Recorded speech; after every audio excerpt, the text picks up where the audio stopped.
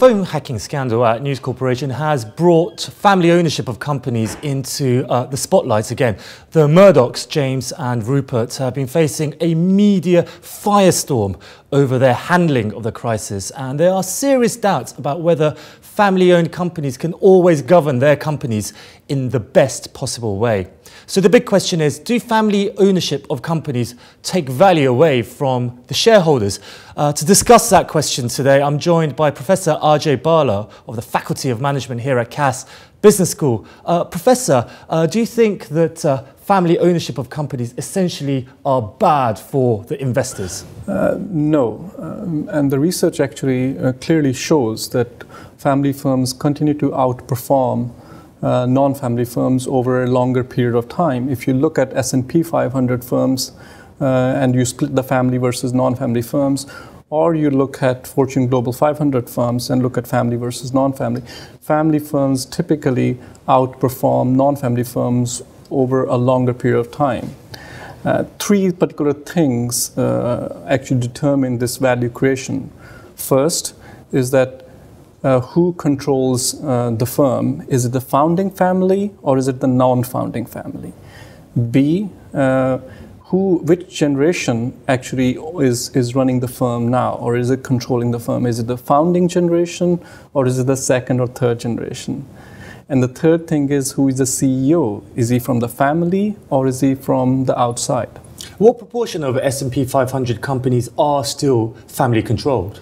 I think the data varies, but it is roughly about 2/3 of S&P 500 firms would be family controlled. And that's quite going to be a big surprise to many viewers, because 2/3 of 500 of America's biggest companies are still in the hands of essentially small families, powerful families. They don't always own the huge proportion of the shares, though, do they? They control maybe just the voting shares. I think that is where the trouble is, because there is a huge wedge between the shares they own and the voting rights which are assigned to those shares. And this difference between Class A and Class B shares creates problems in terms of tunneling practices, or assigning special rights, and the board representation, the governance creates huge problems in terms of the corporate governance rules and regulations which are emerging more lately. I mean, it would be fair to say that companies which are family controlled don't often get the best press publicity or the coverage, especially when events like this News Corporation phone hacking scandal become so big in the public eye. Absolutely, and I think there's a huge pressure on the family aspect of it, because the family and the firm are fused together. And especially when the non-founding family, as we've seen, for example, in case of Man United, where the family has taken control of running of a hugely popular club, has created negative publicity in case of the fanfare, and elsewhere, Newcastle United and so forth. But I think it would be fair to say that if you look at towards East, the picture completely changes. The picture is much favorable of families, and families often go out of the way to please investors, because the reputation of the family and the firm is very, very closely aligned. Isn't the problem with family-owned companies, at least from the public's point of view, is that when things are going well, things can go very well, but when things start to go badly, there's no one within the organizational structure to really stand up to the controlling family and say, no, I think we've got the wrong strategy here? I think you've hit the nail there, and this is what is happening in case of News Corp, because if you look at the board of the News Corp, there is an issue in terms of independence of the board.